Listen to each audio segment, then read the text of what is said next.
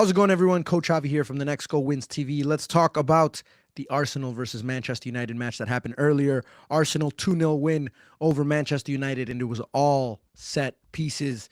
Our boy, Nicolas Jover, the set piece coach for Arsenal, once again getting all of the camera time. Every time there's a set piece, the man is off the bench, standing in front of Arteta. And the crazy thing about today is that it showed the importance of set pieces.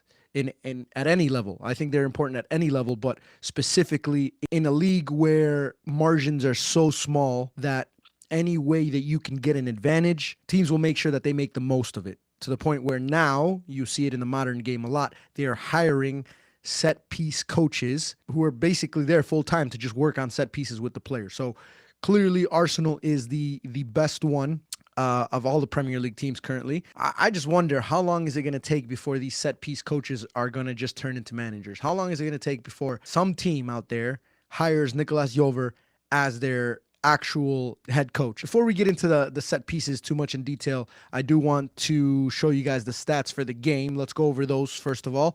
50%, so even possession. I would say that's fair. When you look at the expected goals basically is just a stat that comes up with how many goals should you have scored, or how many goals do teams typically score from the opportunities that your team got, right? So it's clear Arsenal should have won the game if you look at their expected goals. Let's go all the way down to the expected goals from set play. 0.27 for Manchester United and 1.68 for Arsenal. So there's the rest of the stats. You guys can pause the video and take a look at them. I just want to talk about, without looking at the stats, without looking at the numbers on the screen, every single time that Arsenal had a corner kick, it was almost like a 50-50 chance that it was going to go in or not. We hit the crossbar, they cleared it off the line.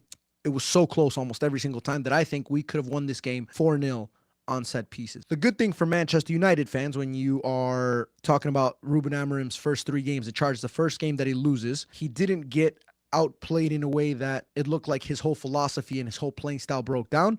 I actually think they did a pretty good job of limiting Arsenal's open play. However, the one thing that they did not do very well is they weren't able to prevent Arsenal from creating enough set pieces and corner kicks. So Arsenal's philosophy is very simple. Once they weren't able to play through the middle, once they weren't able to get as many opportunities from open play, they started finding ways to get 1v1s out wide. Anytime you can get Martinelli and Saka out wide, you're either going to get a cross in, which is going to give you an opportunity to score, or you're trying to get something like a corner kick. So that's what ended up happening. And if you look back at the statistics again, the amount of corners, there was 13 corners for Arsenal and 0 for Manchester United. So a team like Arsenal, which we know all season, all of last season, they've been fantastic at set pieces. If you give up 13 corner kicks against Arsenal, you can pretty much guarantee that at some point they're going to score a goal off of a corner kick. So the next thing I want to show you guys is actually the amount of goals scored from set pieces for Arsenal last year in 2023 and 2024. So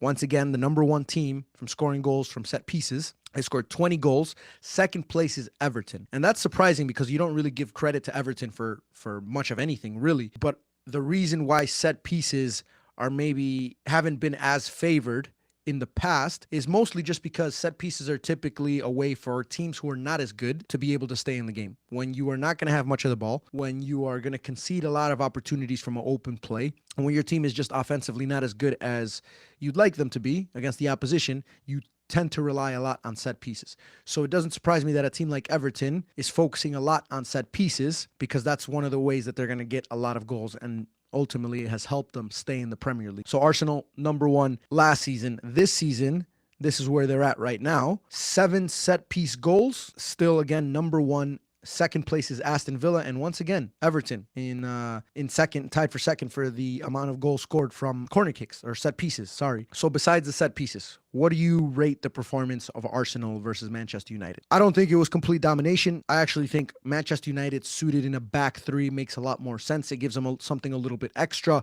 in the build-out phase. It makes it pretty clear how they want to build out. As Ruben Amorim said in the post-match press conference, they just didn't have enough ideas in the final third, or in the attacking third, to create enough opportunities against Arsenal.